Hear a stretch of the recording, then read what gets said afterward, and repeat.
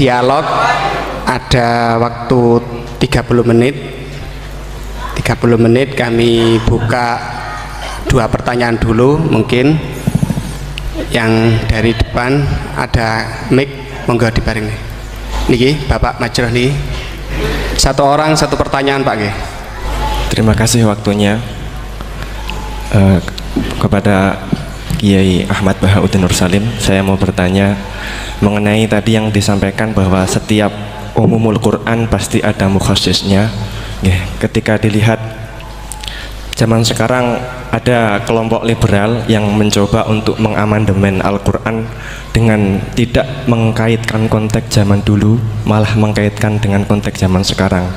Ambil contoh dalam permasalahan ibadah haji, mereka ingin merubah haji wukufnya nggak cuma di bulan Dzulhijjah tetapi di bulan Syawal pun juga boleh. Nah, jadi sudut pandang panjenengan gimana masalah apakah memang bisa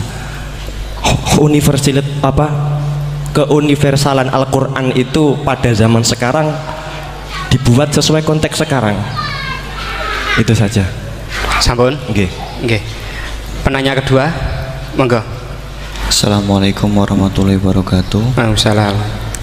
Dumateng Yai, ini ada pertanyaan tentang penafsiran Al-Quran berdasarkan ilmu sains. Untuk abad sekarang kita mengenal teori ledakan besar yang sudah sangat populer. Namun walau demikian ilmu ini masih dalam bentuk zon yang wakilnya hakikatnya kita belum tahu dan belum yakin secara pasti. Namun teori ledakan besar ini kemudian disinkronkan dengan Al-Quran dengan penafsirannya bahwa ternyata di dalam Al-Quran itu sudah ada teori ledakan besar. Pertanyaan saya begini, menimbang ilmu teori ledakan besar ini adalah ilmu dzon, ini masih memungkinkan ilmu ini salah, sehingganya penafsiran terhadap Al-Quran ini menimbulkan kekhawatiran, yakni kalau ilmu ini sebenarnya salah kemudian disinkronkan dengan Al-Quran, nanti ada penyalahan dalam penafsiran. Namun sisi lain terdapat kebaikan, yakni ada banyak orang bicara bahwa Al-Quran turun sekian ratus tahun lalu, ternyata di dalamnya memuat teori ledakan besar yang baru muncul abad modern ini. Dari penjelasan ini pripun monggo Yai tentang penafsiran berdasarkan ilmu yang masih dzon, yang belum hakikatan seperti ini, monggo. Sing pertama Pak Ulil, yang kedua Pak Anwar. Itu sudah sama-sama keren Pak ya. Nggih. Pak mahasiswa. Pak Ulil apa Ulin? Ulil. Pak Ulil. Ulil apa? Ulil Absor. Sudah Ulil Absor, sudah bener ya. Itu namanya sudah bener. Nggih. Yang kedua Anwar ya? Kedua Pak Anwar. Enggak, sudah gitu dulu. Cekap 2 dulu. Sing pertama mungkin nek jenengan niki pertanyaan yang pertama, apakah keumuman Al-Quran bisa ditaksis sesuai konteks sekarang, konteks sekarang kekinian niki. Niku pertanyaan yang pertama.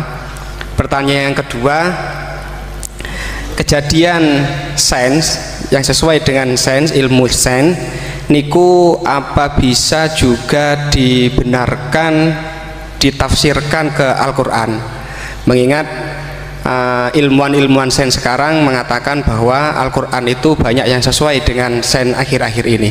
Nah, seperti ledakan besar niku kalau diarahkan ke Al-Quran, apa memang sains itu sebenar-benarnya persis dengan Al-Quran atau masih ada kemungkinan nggak sama?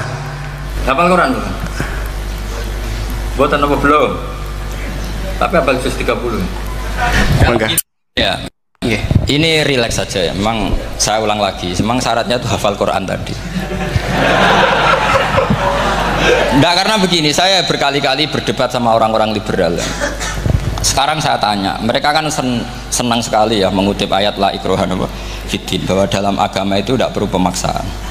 Sebetulnya ayat itu jelas ada terusannya, qad tabayyana rusydu minal ghayy. Yang benar tentu begitu jelas, terpisah betul begitu jelas, yang benar ya benar, yang salah ya salah.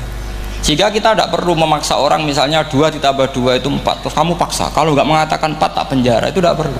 Kalau orang waras pasti bilang 2 tambah 2 4, 1 tambah 1 2. Kebenaran la ilaha illallah itu seperti itu, kebenaran yang begitu nyata sehingga tidak butuh dipaksa. Jadi sebetulnya la ikraha fiddin itu konteksnya karena kebenaran benar-benar sudah punya eksistensi yang nyata, untuk diakui itu tidak butuh pemaksaan.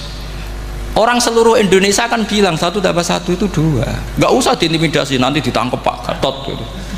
Ya tidak perlu.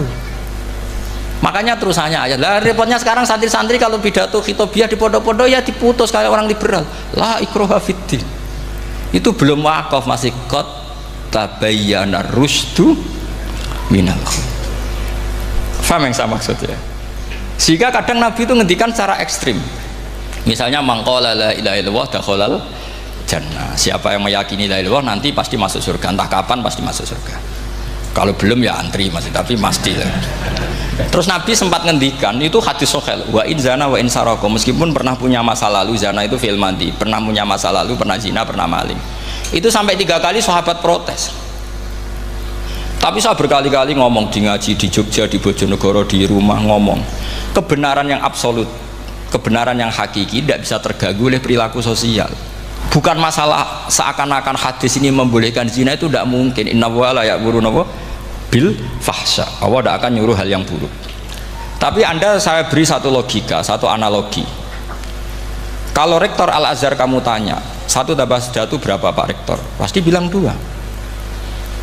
Kamu tanya Amrozi ya bilang 2.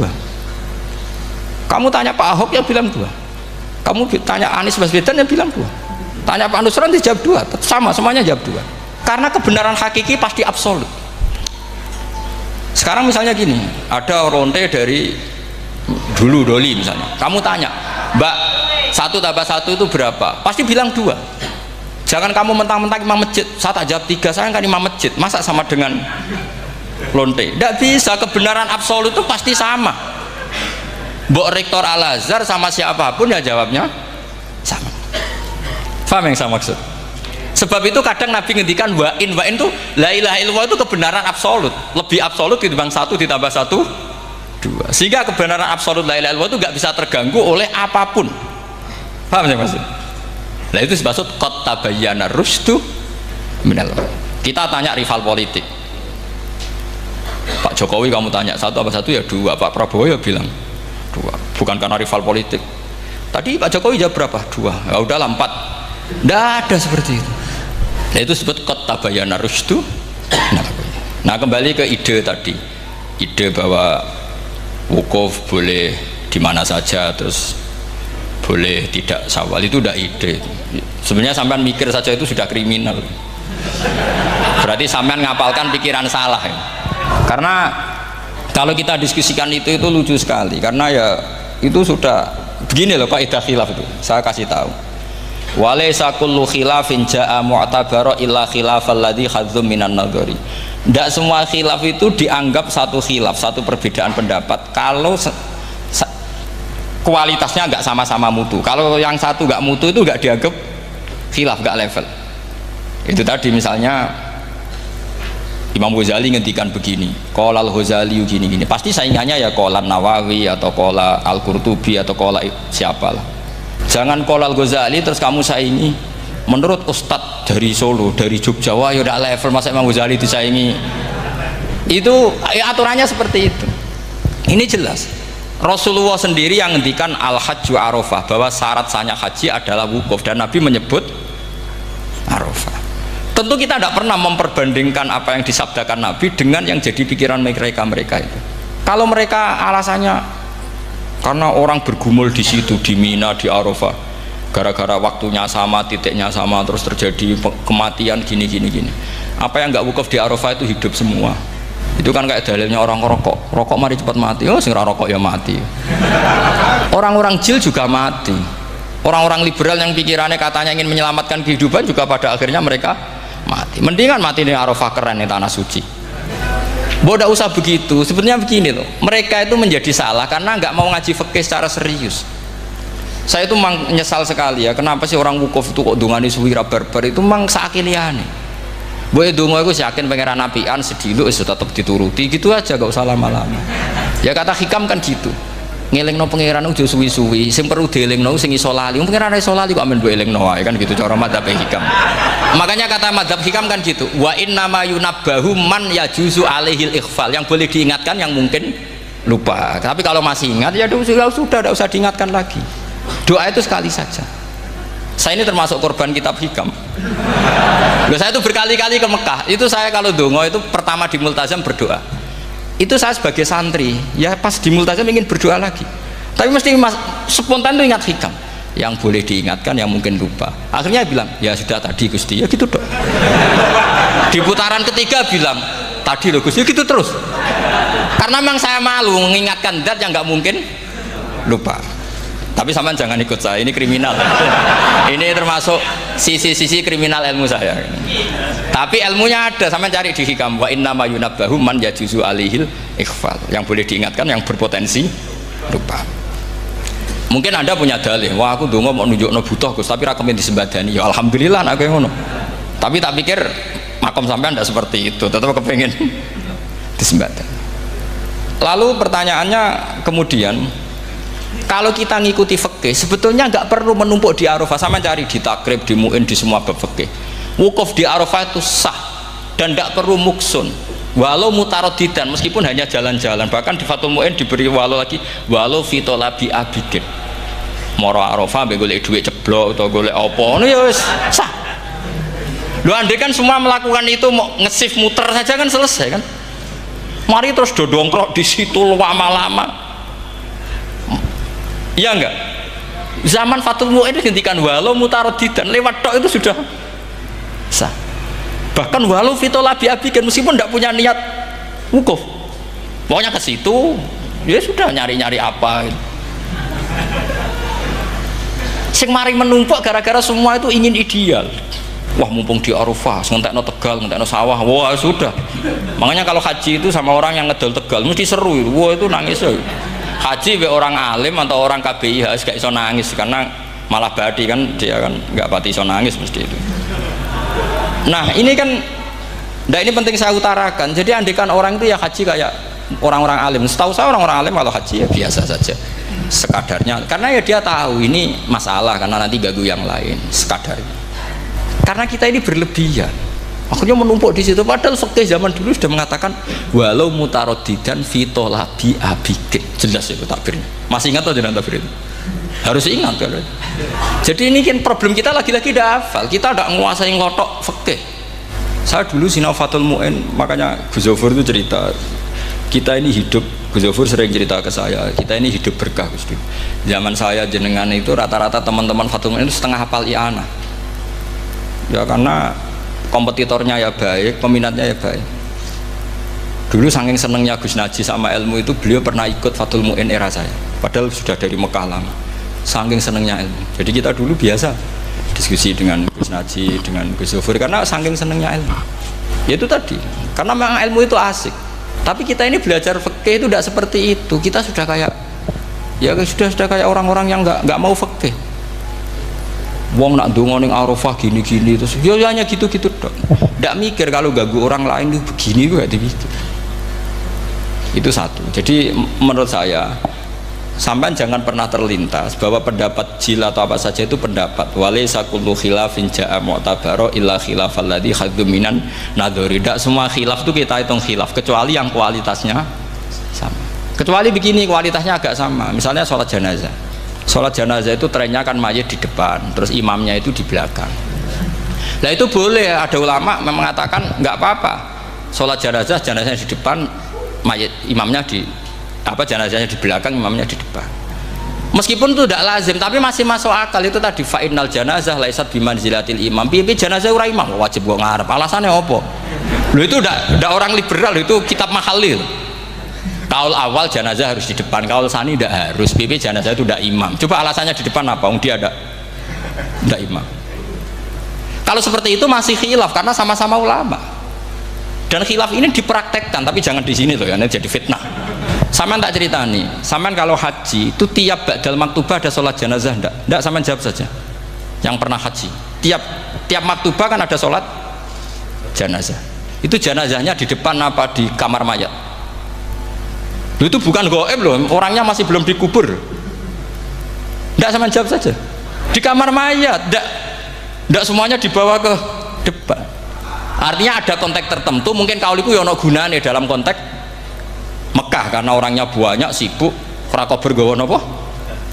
Jenazah. Tapi dalam konteks Indonesia ya suul adab. Wong keren pisan kok ngarepe kok ora oleh gitu. Jadi maksud ya kalau kiai kan biasa kok ngarep keren. Misalnya jenazah wong awam kesempatan sak ngarepe kiai yo pas mati kowe kok ora oleh gitu. Jadi cara kula itu kan. Lah iya misalnya ana wong awam goblok mati. Jenazah dak kok nguri. Dadi yo apa dadi ngarepe kiai pisan kok ora oleh gitu loh. Jadi menurut saya itu.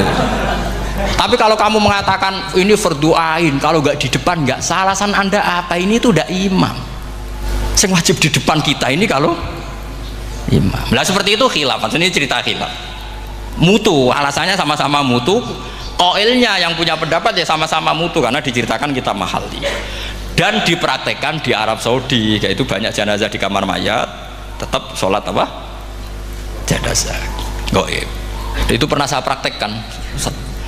Tapi sekali itu saja, mungkin tidak terulang. Pas kemarin Banafe Hajin, Banafe itu dekat jenazah itu tidak mungkin, banyak sekali. Gak sholat itu bengi-bengi tak anteni nganti jam loro. Dan saya akrab sama beliau, sering guyon sama saya. Sebelum meninggal tuh berkali-kali ya memang masih keluarga sama saya, jadi sering guyon. Dulu sering guyon sama saya. Ya aku sebenarnya tenanan ini sering ngandani saya gitu. Saya nggak ngira kalau mau wafat. Akhirnya saya itu ke masjid sama anak saya namanya Hasan, acung nyelati Banafe. Pak kok nggak di depannya? Ya sudah ini darurat karena nggak mungkin mendekat beliau. Jadi ya itu tadi buktinya sholat gaib. Sholat gaib juga misalnya orang Kediri boleh nggak nyolati orang yang mati di NTT yang lebih timur, boleh nggak? Boleh, padahal mayatnya di belakang karena memang tidak imam. Nah kalau seperti itu khilaf, ini cerita kalau seperti itu khilaf meskipun agak-agak kontroversi tapi kualitasnya masih waras lah, masih bagus. Sama kalau nggak percaya cari di mahali di bab jenazah. Kalau mahalinya ada di Qalyubi tadi jelas saya yakin itu ada. Saya tidak donan yakin jangan. Kalau nu mulang loh, ya mulang terus tidak punya masalah ingatan. Jadi ingat betul kalau takbir itu ada gitu. Jadi saya ingat betul kalau takbir itu ada. Nah terus pertanyaan kedua dari Kang Anwar tadi itu memang problem ya. Tapi itu bisa diatasi lewat seni menulis. Biasanya kalau seorang penulis, apalagi di Indonesia itu kan gampang sekali. Kalau kata itu bisa bias atau majas kan bisa dikasih tanda kutip. Dikasih tanda apa? Kutip. Itu memang nyata ya. Saya pernah berdebat berkali-kali lah. Saya kan satu tim ya dengan Pak Zaini, dia seorang profesor, juga pernah tanya Gus Wafi putrane Mbah Mun saat di Syria. Zaman itu saya Abdul Al-Buti masih hidup. Saya tuh punya komunitas dokter. Ini cerita nyata ya. Yang dia tanya gini, Pak Bahak, kita ini ahli embriologi dan tidak pernah ada ceritanya ada segumpal darah dalam proses embriologi. Yang ada itu sekian zigot yang berhasil nempel di dinding rahim itu nanti yang jadi janin. Jadi kalau kita ngaji ada segumpal darah itu menjadi aneh bagi kita karena proses itu tidak ada. Ya saya jawab ya enteng saja. Ya kan yang bilang segumpal darah itu kiai kan tidak Quran. Makanya benar Kang Anwar tadi yang ngomong itu mufasirnya atau kiainya yang nerjemah. Kalau Quran hanya bilang min alakin. Iqra bismi rabbikal ladzi khalaq khalaqal insana min alaq. Alaq itu kan dari kata alaqa ya'liku alaqon, sesuatu yang nempel itu namanya alaqah. Makanya di Alfiyah ada wa ulqatun hasilatun. Ulqah itu sesuatu yang terkait atau yang menempel. Sehingga ya pokoknya kalau alaq itu artinya tidak harus segumpal darah, bisa sesuatu yang menempel. Sama cari di kamus, dicari sama dia kamus.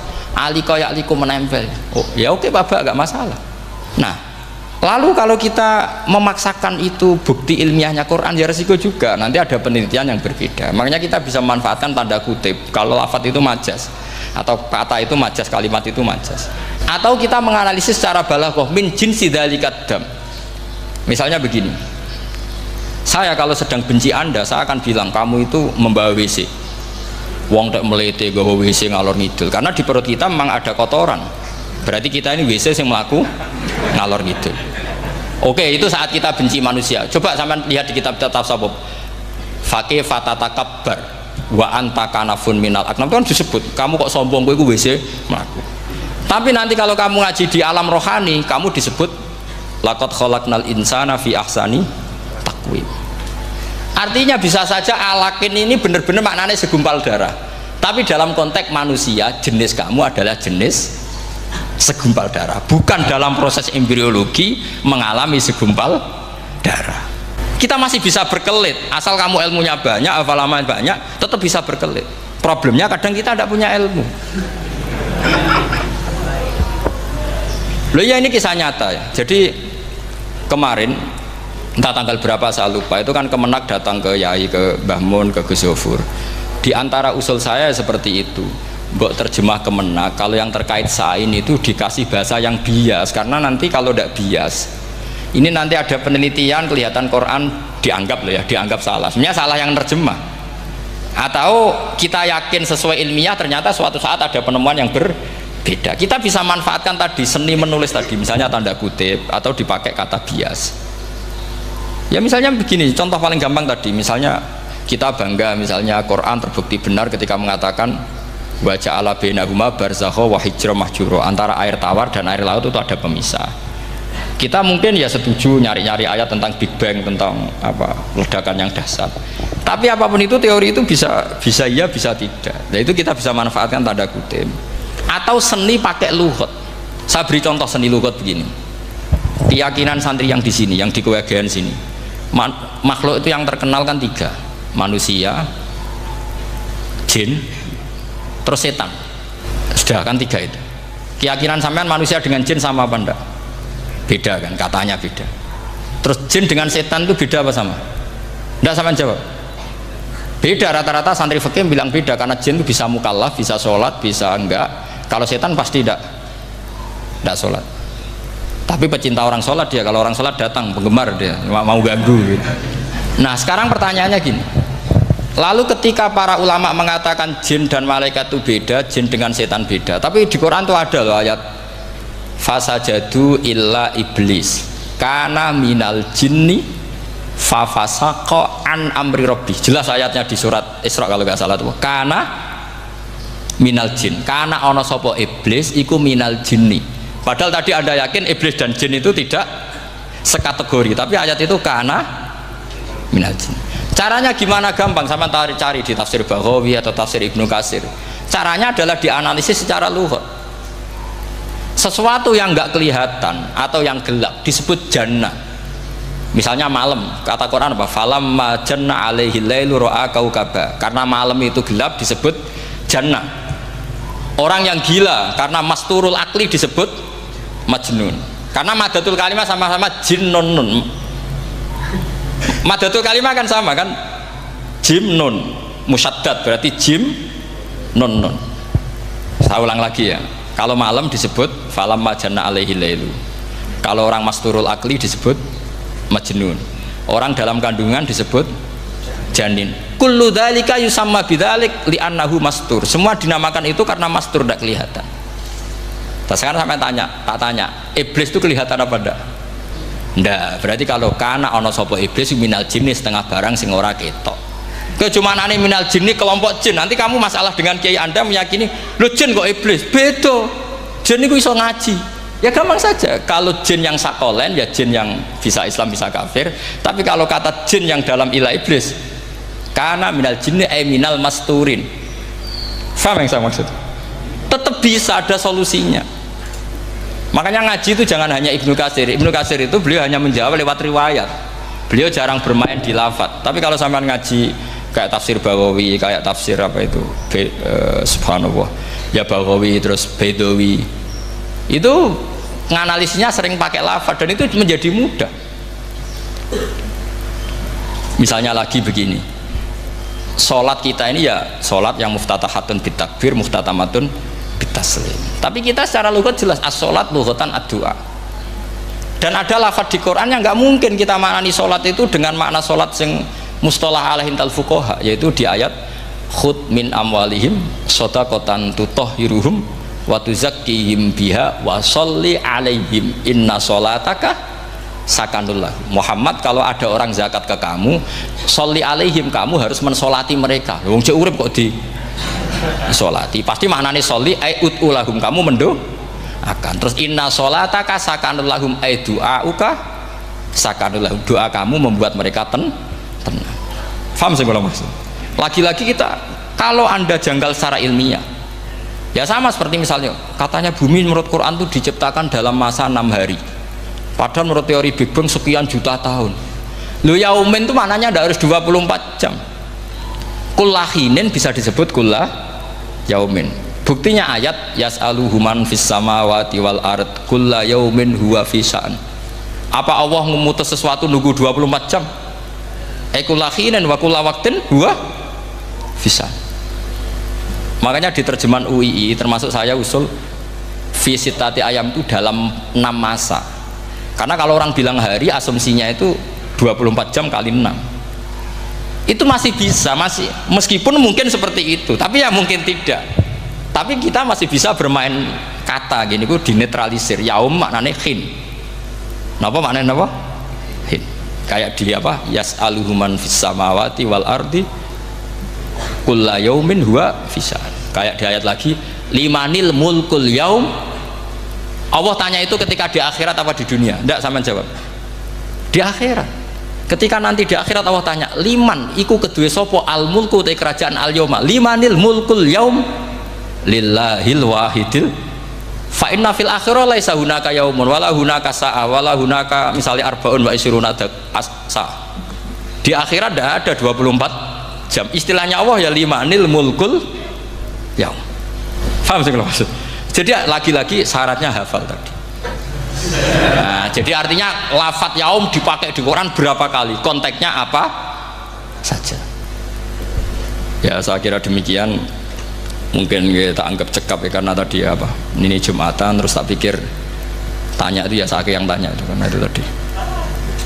Ya nggak apa-apa kalau masih ada yang tanya, tapi saya pikir ya itu tadilah yang saya utarakan saya kira cukup.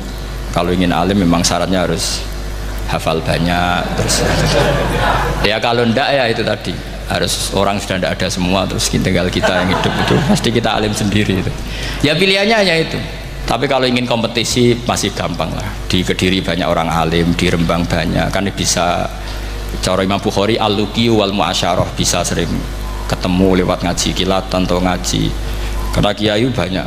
Ada yang kiai fanatik khatam kilatan di sarang ya banyak kados Gus Said itu ngaji butuh khatam itu barokah kan pernah mendengar sekian.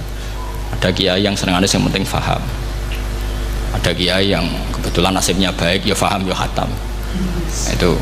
Ada santri macam-macam yang penting khatam ya, ono yang penting faham, ono yang penting ya penting untuk barokah. Terus repot aja repot terus.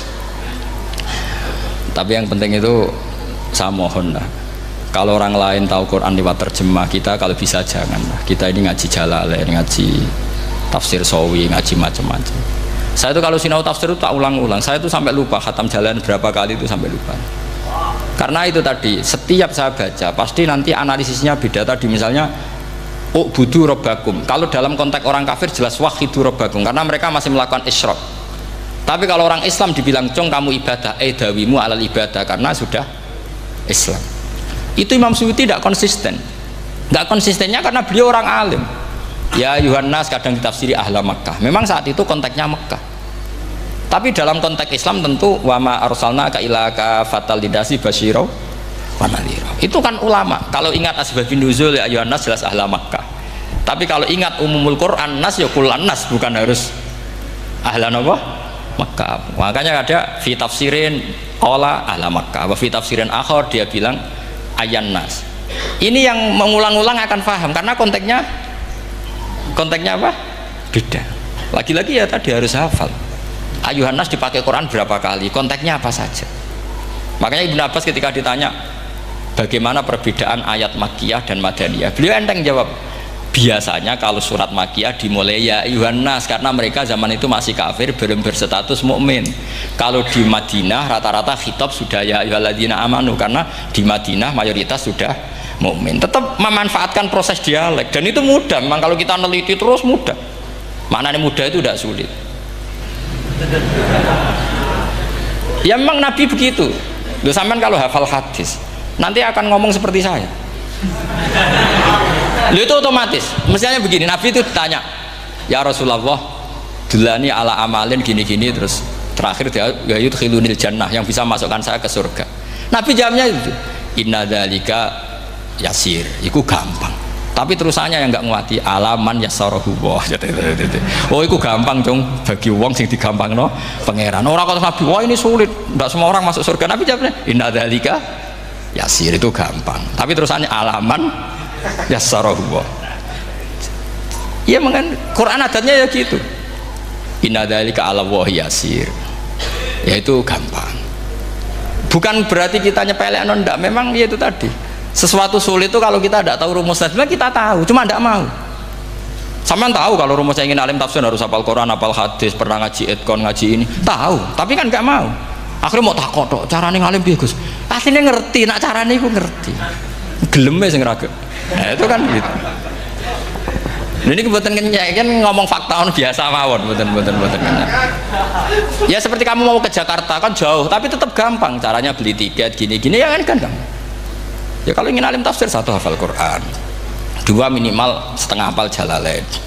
Nanti kalau Jalalain janggal, kamu ngaji Sawi, karena banyak juga Jalalain yang diprotes sama Imam Sawi, dikritik. Itu kan wajar ya, sarah itu hanya membenarkan yang di matan ada masalah.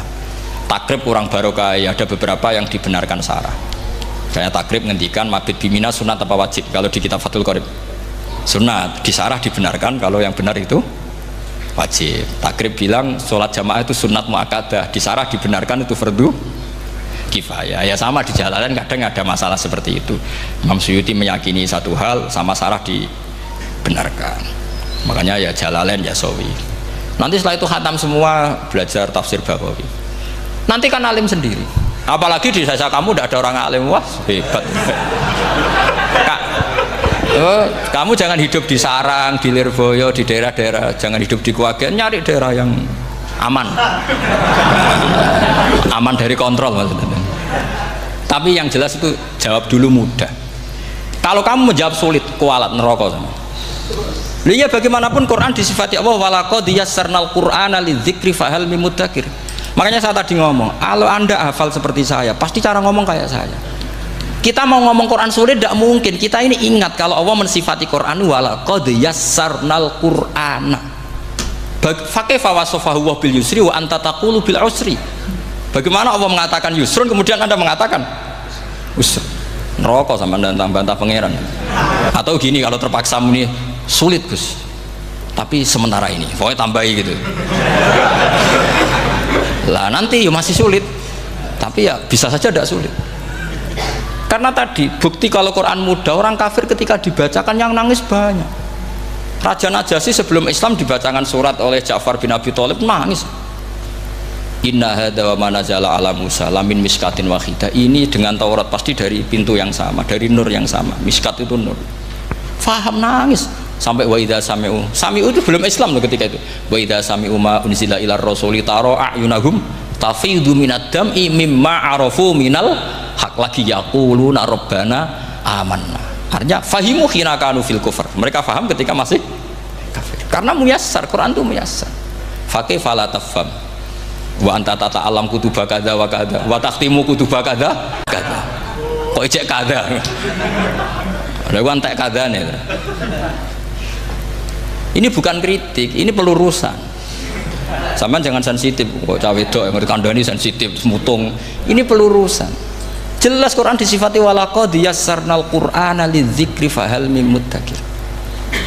Dan itu nyata, saya ulang lagi, itu nyata. Sampai yang saya ceritakan di makalah ini, ada orang Bedui, ada seorang khotib khutbah, fa rabbis sama'i wal ardi innahu la haqqum mithla annakum tantikun. Arabinya tanya sama Pak Khotib, itu kan artinya kan demi Tuhannya langit dan bumi. Si Arabi tanya Pak Khotib, yang bikin murka Allah itu siapa? Kok sampai Allah terpaksa sumpah? Karena si Arabi tahu orang sampai sumpah itu pasti karena tersinggung. Kalau nggak tersinggung ngapain anda sumpah? Dalam kehidupan sehari-hari kalau kita sampai sumpah itu karena tersinggung. Kita ditagih orang bisa sesuk tak sahur, ditagih lagi bilang kita tak sahur. Nah, serap percaya bang, wallahi sesuk tak sahur.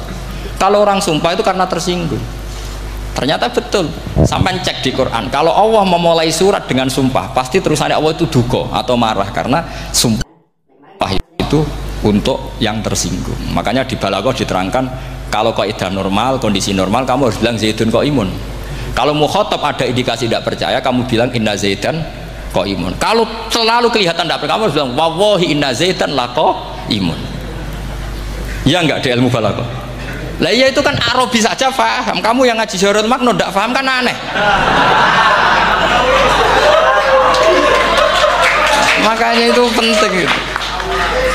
Nah, lagi-lagi walaqad yassarnal qur'ana lidzikri fahal ya doa ini bagian ustadz yang pun khusyuk nih kan donga ning kersane niku. Ampun kula lagi. Alhamdulillah waktu sudah selesai habis ya.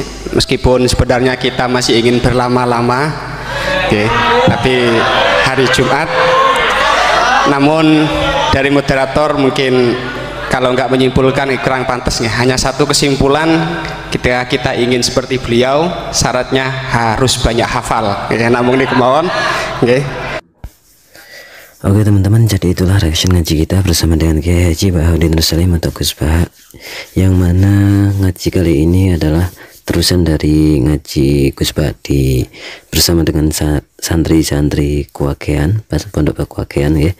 Dan disitu yang untuk kali ini khusus untuk pertanyaan dan jawaban dari Gus Baha ya, atau sesi tanya jawab antara santri dan Gus Baha.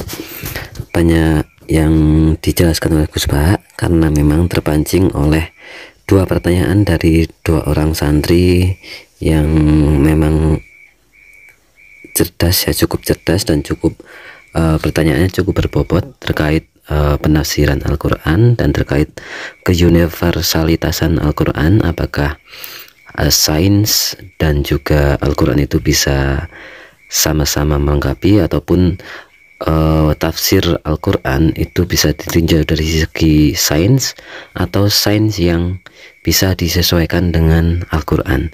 Nah, kemudian dijawab oleh Gus Baha mengenai hal itu dari berbagai macam segi, dan ditambah dengan pengetahuan-pengetahuan yang memang Gus Baha dapatkan, yang mana banyak sekali tadi disampaikan oleh Gus Baha, yang harusnya menjadikan pemahaman untuk bagi kita semua bahwasanya memang secara penafsiran itu bisa dari segi apapun ya, maksudnya itu tapi tergantung mufasirnya. Ketika mentafsirkan Al-Quran maka bisa ditinjau dari berbagai sisi, tetapi juga harus disesuaikan dengan ilmu yang pasti ataupun ilmu yang selama ini dipelajari apakah sesuai atau tidak, yang mana tidak bisa kita menjadikan atau menguatkan keilmuan atau penelitian sains saat ini dari yang maksudnya itu mengepas ke Al-Quran disesuaikan dengan sains.